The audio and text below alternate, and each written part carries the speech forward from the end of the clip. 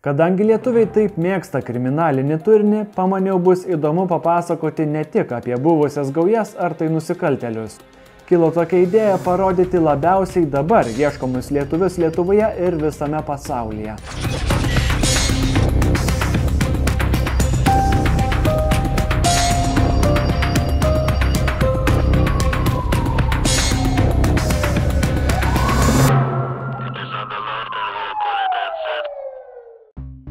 Darijus Požaryckį yra patalpintas Europolo puslapyje kaip vienas ieškomiausių Europoje. Jis su savo bendrais kontrabanda vežė ir disponavo labai didelį narkotinių kanapių kiekį. Jas Darijusas gabeno iš Vokietijos, vežė pro Lenkiją ir tuomet į Lietuvą. 2021 teismas jam skyrė 11 metų laisvės atėmimo bausmę, tačiau nuo jos vyras slapstosi iki šiol.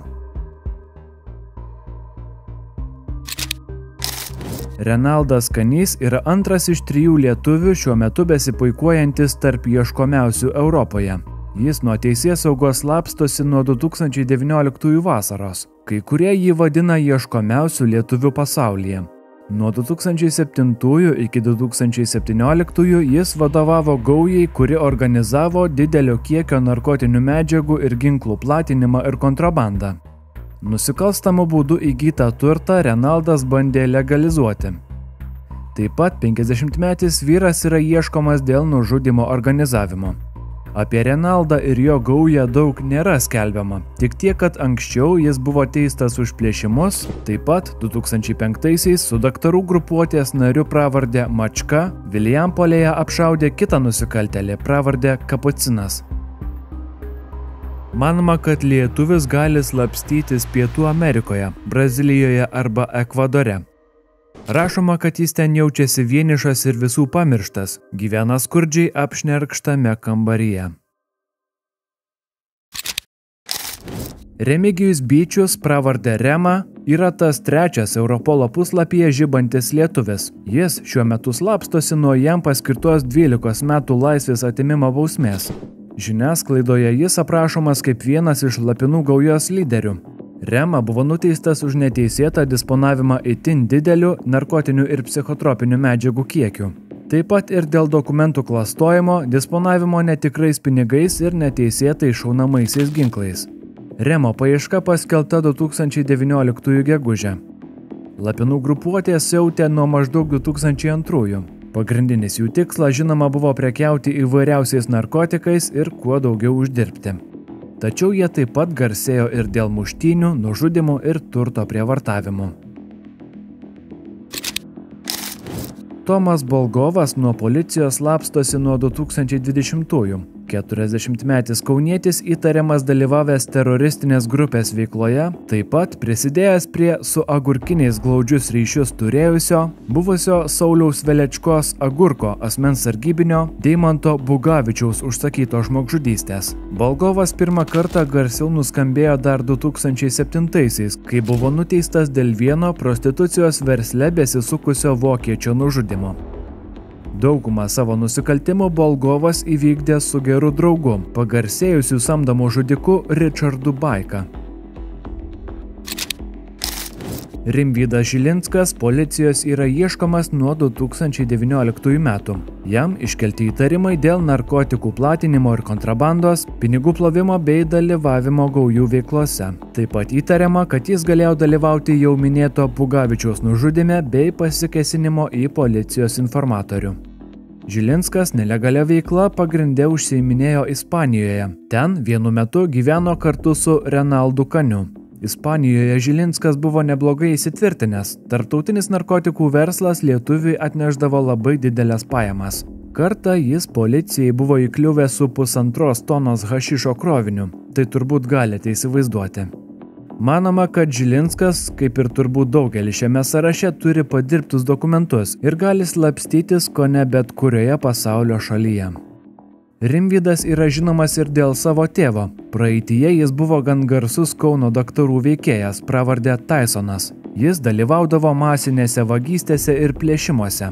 Taip pat prisidėjo prie žymiojo mongolo nužudymo. Tomas Paškevičius taip pat ieškomas nuo 2019-ųjų. Jo nusikaltimų sąrašas taip pat susijęs su tarptautinė narkotinių medžiagų kontrabanda, laikymu ir platinimu. Viena iš eksporto šalių buvo Rusija. Ten iš Ispanijos Paškevičius kaip manoma vežė hašišą. Manoma, kad 47 vyras slapstosi toje pačioje Ispanijoje. Skelbiama, kad besislapstydamas jis neva vedė ukrainietę. Algimantas Ringaila, pravarde Čikis, yra ilgiausiai ieškomas Lietuvos nusikaltėlis. Jo policija ieško jau beveik 10 metų. 44 bandito teisėsauga po visą Europą ieško dėl veiklos ir lyderystės agurkinių gaujoje bei narkotikų platinimo ir kontrabandos. Manoma, kad jis galėtų slėptis ne tik nuo policijos, bet ir nuo kitų gaujinių. Visgi apie agurkinius, sutikęs bendradarbiauti policijai, jis kadaise papasakojo nemažai naudingų dalykų. O kai jau tiek laiko praėjo, turbūt sunku patikrinti, ar tokie nusikaltėliai iš viso tebėra gyvųjų tarpe. Arūnas Stiklioraitis taip pat neatsilieka ilgu besislapstymo laikotarpiu. Jo paieška paskelbta 2017. Stiklioraitis ieškomas dėl nužudymo ir dalyvavimo nusikalstame susivienijime. Kamuolinių gaujai priklausęs nusikaltėlis buvo nuteistas 11 metų laisvės atėmimo bausme, kai sukėlęs avariją pražudė žmogų, o kitą sunkiai sužalojo. Tačiau atlikti bausmės kaunietis taip ir nepasirodė. Renaldas Bendikas yra ieškomas nuo 2019-ųjų. Jo ilgame baudžiamojo kodekso straipsnių sąraše yra disponavimas narkotinėmis medžiagomis, jų gamyba ir kontrabanda, taip pat nusikalstamas bendrininkavimas narkotikus platinančioje gaujoje. Apie Renaldą rasti galima nedaug, tik tiek, kad kadaise žaidė Sostinės krepšinio lygoje ir prieš 6 metus galimai įkėlė vaizdo įrašą pavadinimu Dekanidzės gimtadienis.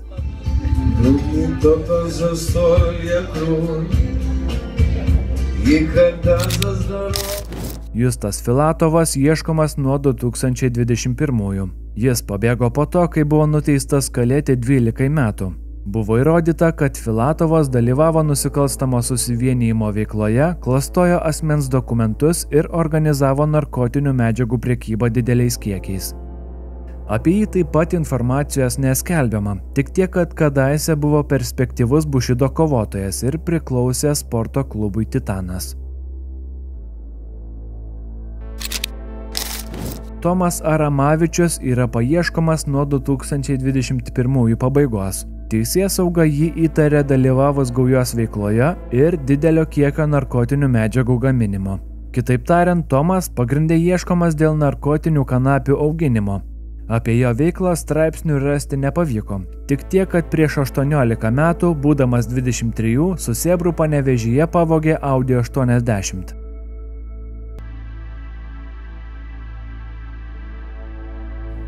Ačiū, kad žiūrėjote. Jei jums patiko šis video, paspauskite mygtuką patinka ir nepamirškite prenumeruoti mano kanalo.